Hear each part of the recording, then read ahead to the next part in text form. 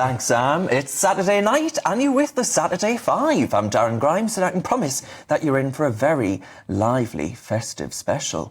Let's crack on with tonight's first debate. I'm going to abuse my position like Sir Keir Starmer and take over first. Well. Sadiq Khan, remember him? Sir Sadiq Khan, soon enough. My blood pressure, I tell you. He's the gift that keeps on giving. The London Mayor has decided to ban an advert from the National Farmers Union. The people who keep our bellies full are now public enemy number one for daring to raise awareness about Labour's family farm tax. But hold your horses. Khan's Transport for London, they had no issue plastering the tube with ads from pensioner Harmer Starmer's assisted dying campaign. They had no problem with the vegan brigade being wall-to-wall, or even a controversial Islamic preacher holding a briefcase full of burning US dollars and other political causes. They're all good, apparently, but farmers, you barber-clad far-right fascists, do one. Too politically controversial, apparently. This isn't about advertising policy. This is about silencing anyone who doesn't march to the Lefty drum. Khan's London is all about pushing the agenda, and that includes silencing dissent to the covering of the countryside in solar panels that work about as well as Starmer's sycophancy towards Lord Ali. Hearing from the people who actually feed us is apparently just too much for the delicate sensibilities of Labour's London-dwelling elite. The NFU had 40,000 quid set aside to spread the word about British farmers being the backbone of this country. Now, instead of a little poster campaign, we're left with the usual. Labour's posturing political pygmy trying to shut down anyone who dares to disagree. Well, guess what, Sadiq? You can try to silence the farmers, but you'll just make their voices even louder. I look forward to the next protest. And as for your knighthood, well, I wouldn't risk telling you where you can put your medal. I'd be banned from the tube for life. Well, he gets my blood pressure going. I don't know about any of... I don't even live in London, but he gets my goat. You know, I'm a born and bred Londoner, I say it all the time. And this city has gone so far downhill since he's been mayor. And, of course, he's the police and crime commissioner for the city as well. And look how that's gone. We've got thefts every 10 minutes of people's their mobile phone out in the city, let alone the rise in knife crime and other violent crimes. The man is completely devoid of any political astuteness whatsoever. Obviously, he's kept up those advertisements of I think it's a gambling site or a money transfer site that show that Islamic cleric who has made homophobic and many other comments in the past. So this is just, again, you know, he's not able to get rid of that one, but he's able to stop this one. I mean, you know, what does that tell you? It's all political, isn't it, despite him saying that it isn't? Yeah, that controversial cleric ad was outrageous. I don't know if you remember it, Chloe, from back in not too distant past. But the fact of the matter is, you know, they're saying you can't have political ads and it's a blanket ban. It's clearly not a blanket ban. It's only when it suits them. Yeah. I mean, it seems to me that at the moment the Labour Party is doing as much as they possibly can to make rural communities despise them. They're really showing themselves with every move to be a metropolitan elite. Benjamin, you must admit that this is naked politics. No, I won't admit anything. Well, look, we had an election in London only a matter of months ago, and Sadiq Khan was returned overwhelmingly against a woman called Susan Hall, who's probably not the most famous woman in her own house. So it's clear that Londoners like Sadiq Khan. You know, it continues to be a metropolitan, modern, global city, and I, for one, love it. Even if all of you lot like your little England ways, I like it. So why are all the rich saying, I'm done with this, I'm off, I'm going to go to the United States where the tax rates are better and I'm not being stabbed to death on the streets? Well, they're not all saying that at all. We had £60 billion, that's billion, of investment in this country, the highest ever from an investment summit. But on the question of farmers, you know, these are farms worth most likely more than £3 million that will be affected. And you have seen rich people, Jeremy Clarkson is one of them, who have been buying up thousands of acres of farmland. And what does that do to the price for young farmers? It means they can't afford to buy land. I'm glad that someone is bridging that gap and making it easier for young people to get on the ladder, and for Jeremy Clarkson, who told the Sunday Times in 2021, that he was doing it to avoid inheritance tax. Good. Yes, slap him. He was talking about building a shoot. He was building a shoot, not the farm. And now he's got the farm. He's saying this isn't about someone like him. He's rich enough to take the hit. This is about the family farmer who don't agree with you, despite the fact you're making the argument saying that they're the ones this policy is for. They're saying that this will deny them the opportunity to take on their family farm. Do you know what? I think people have a lot of problems at the moment, and the idea that the biggest threat this country faces is those with more than £3 million of assets being asked to pay half the inheritance tax of everyone else on a higher rate over a 10-year period.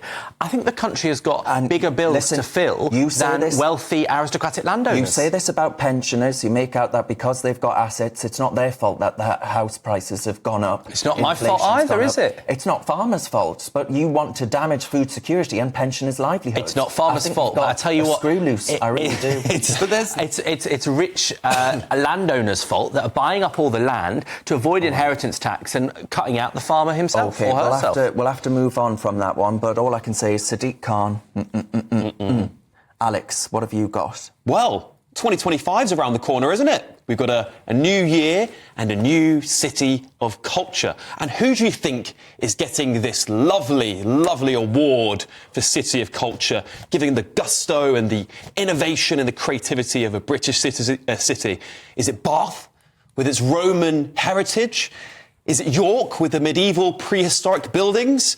Is it Edinburgh, with its great contribution to philosophy, poetry, and other great British innovations?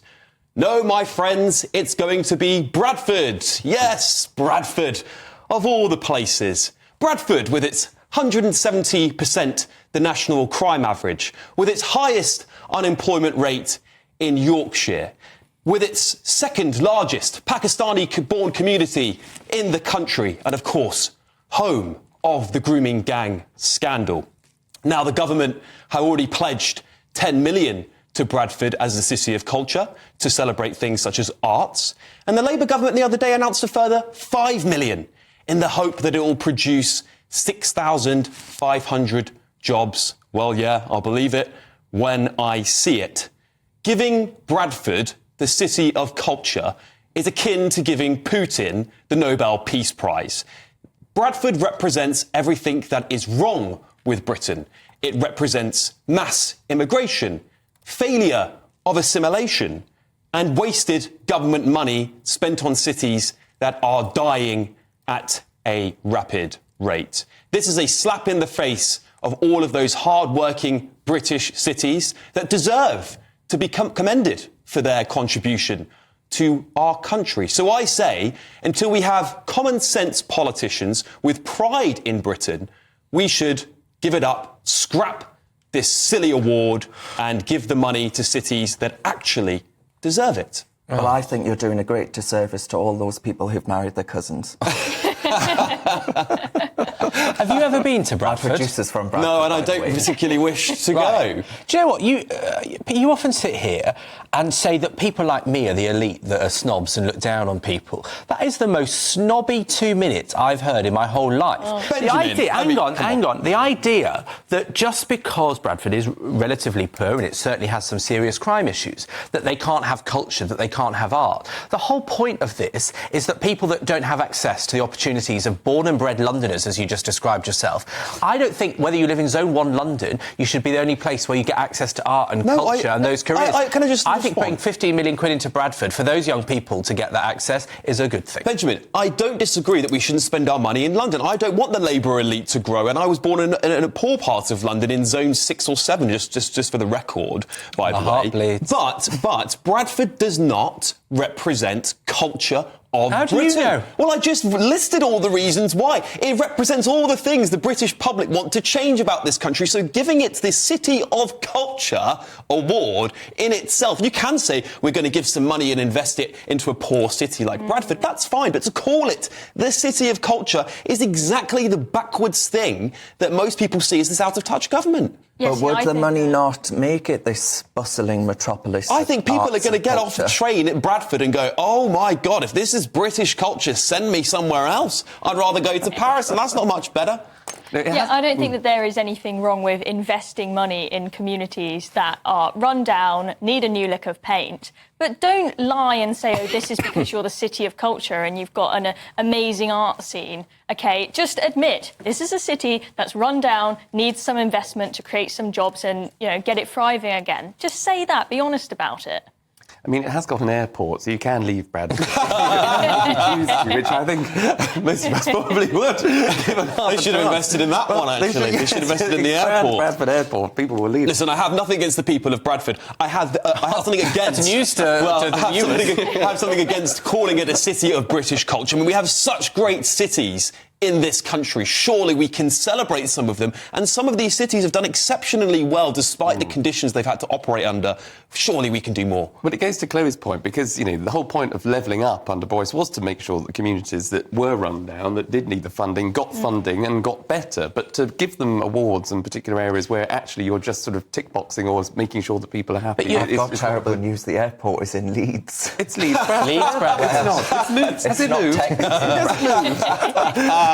Build an airport. Well, my boss has just emailed in and he says, Darren, why are you dressed like you're popping to the shops?